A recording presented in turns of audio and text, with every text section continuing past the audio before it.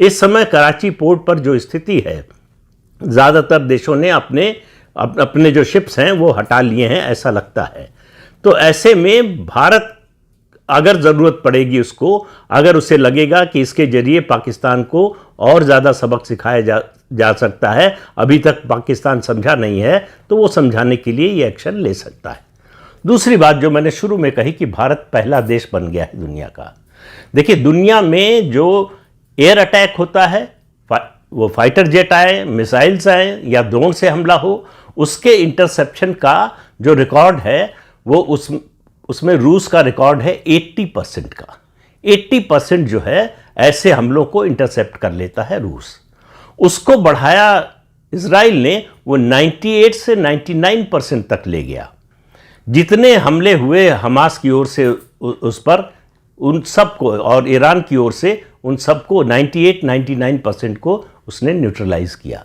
भारत ने कल ये रिकॉर्ड बनाया है 100% इंटरसेप्शन का।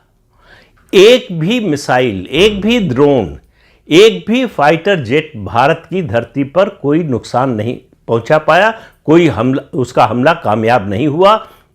हर हमले को नाकाम किया गया। कोई भी ऐसा ऑब्जेक्ट जो भारत के किसी मिलिट्री इंस्टॉलेशन या सिविलियन इंस्टॉलेशन को नुकसान पहुंचा सकता हो, ऐसी कोई घटना नहीं हुई है। भारत की सेना की ओर की कोई कैजुअलिटी नहीं हुई है। ये अपने आप में अभूतपूर्व है।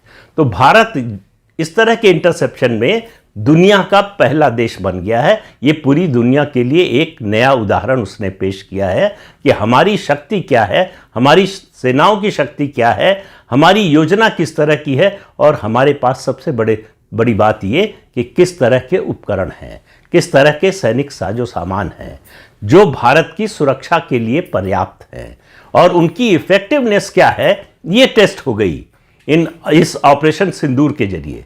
और पाकिस्तान के पास जो उपकरण हैं उनकी इफेक्टिवनेस क्या है ये टेस्ट हो गई ऑपरेशन सिंदूर के जरिए।